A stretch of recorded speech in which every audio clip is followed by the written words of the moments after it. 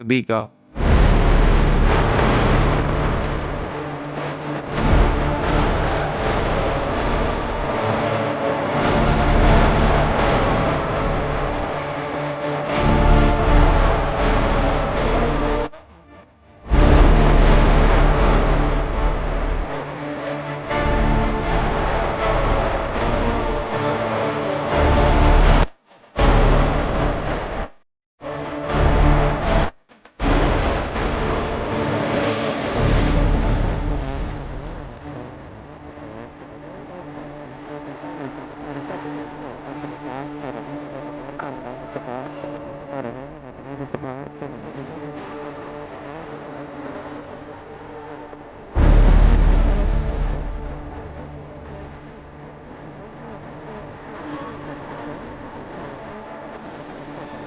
Wait.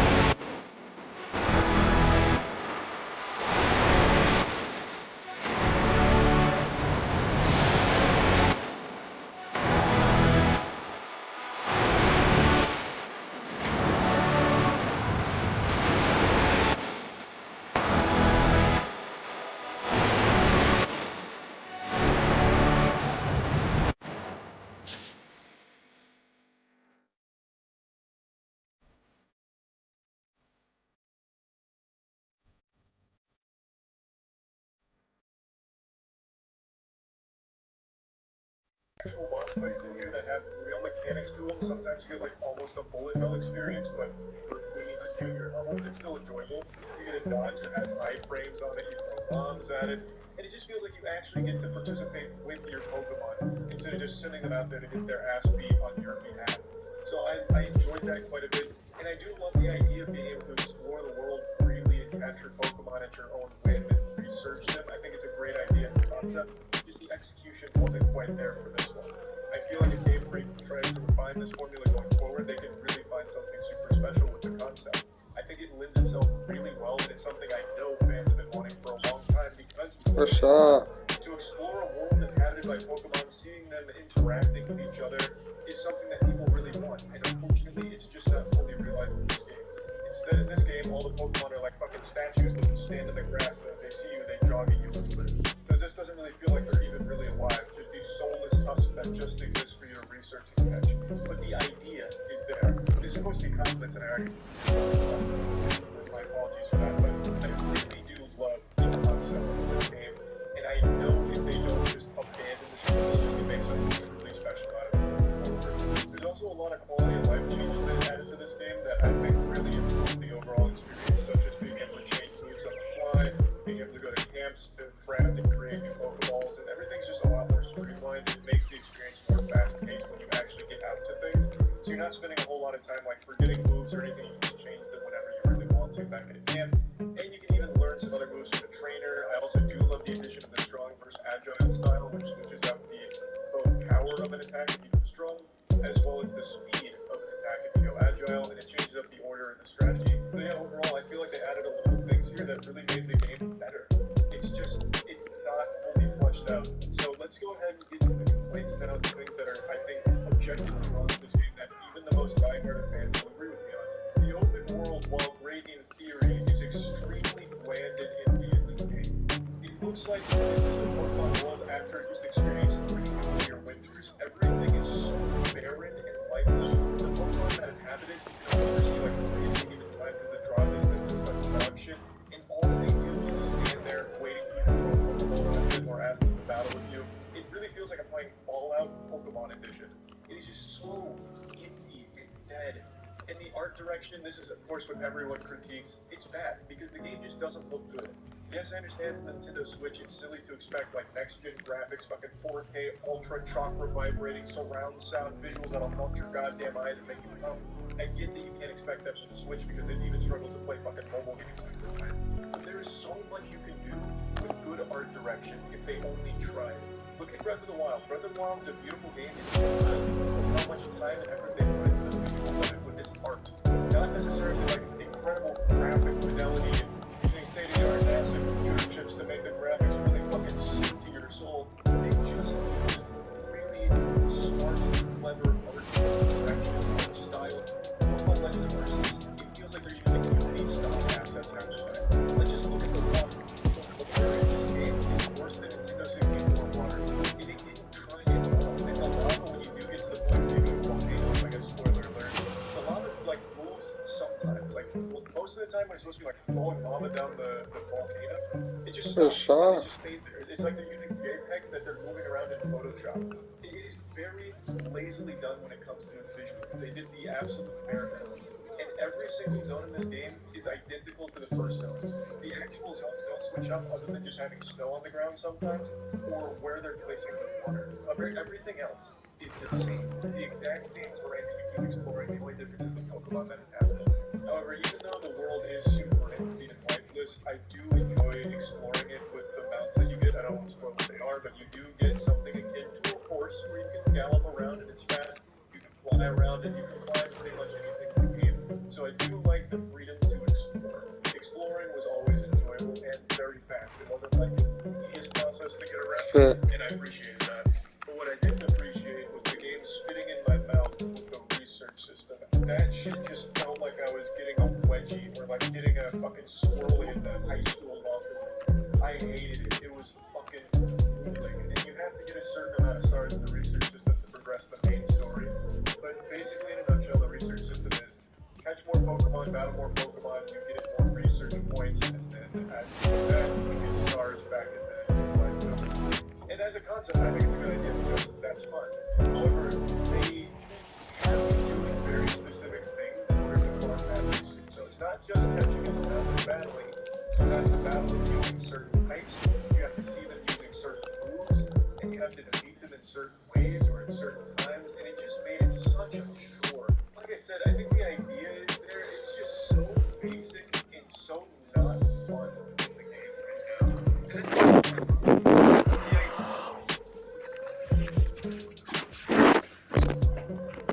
Yo, GG's. King said that was his last game. So facts, I'm gonna call it too.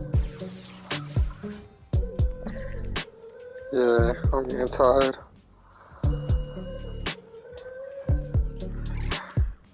I've been up since like 8, 9 in the morning.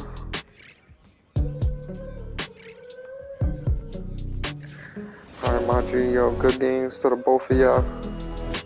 We did great. You already know we can play tomorrow.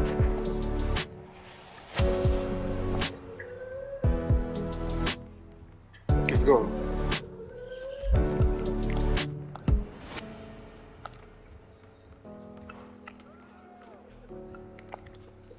Man. Oh. Whoa. He got me. Oh. Stay on him. Stay on him.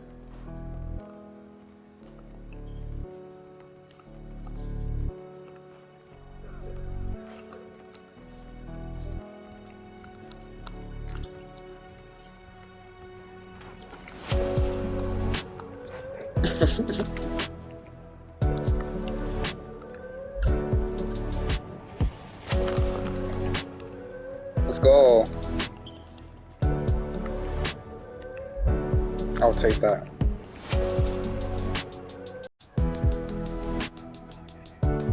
Green. Early.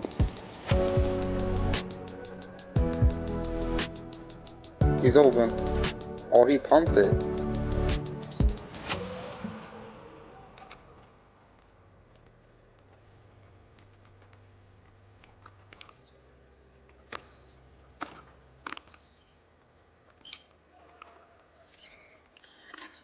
Yeah, third.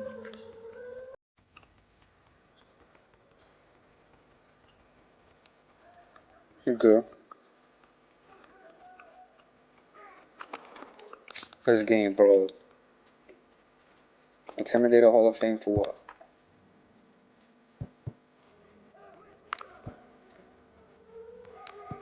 Got you. Damn. He definitely got Pogo Hall of Fame or something because that was crazy. He just kept jumping and jumping and jumping.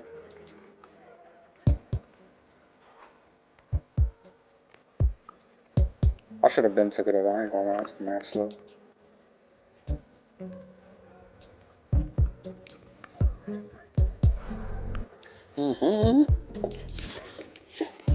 Like, wow, that shit look like it was gonna get blocked, but it was kind of nice.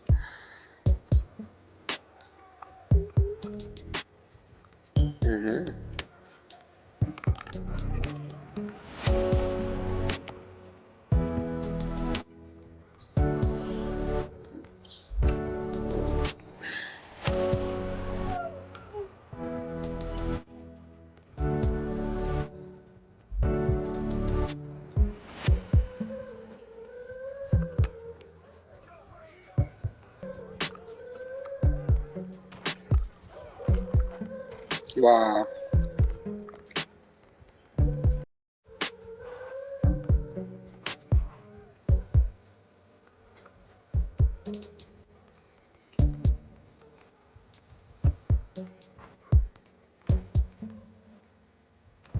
Good shit.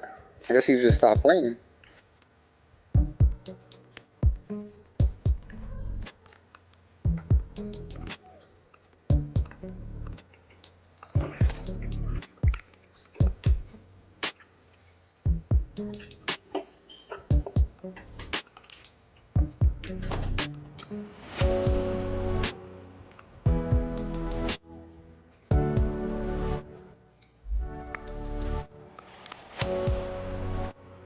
He got it. He got it.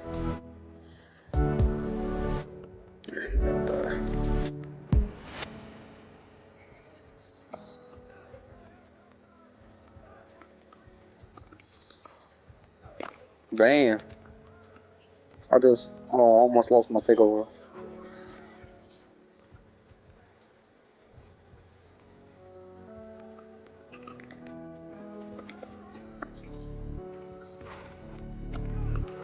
Sit down.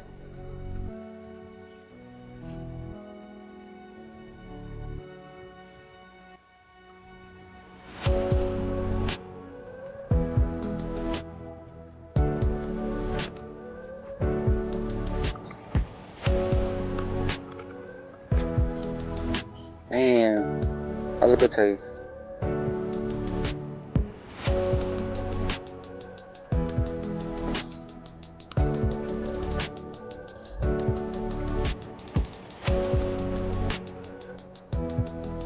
You got it.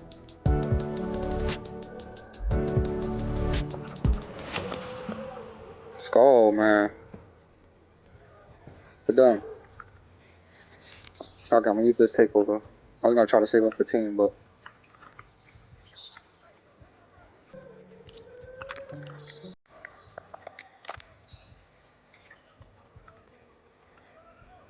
so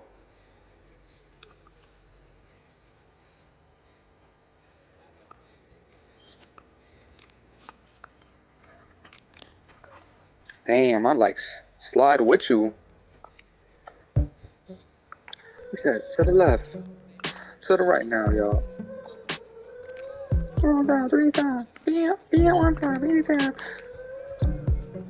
Slide to the left, yeah, slide. Wow. Give me that. Go.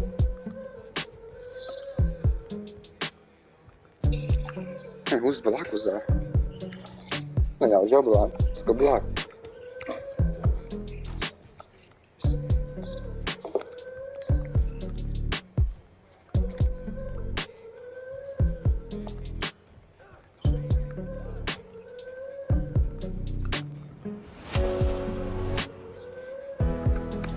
The baby in the pan.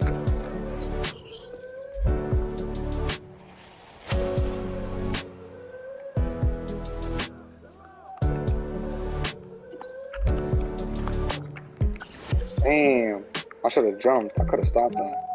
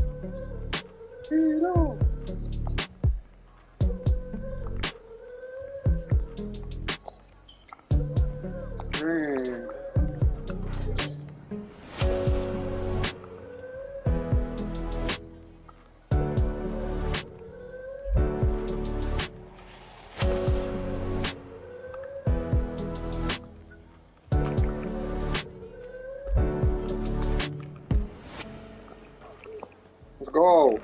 Not playing. Pogo Sticks silver. I pass.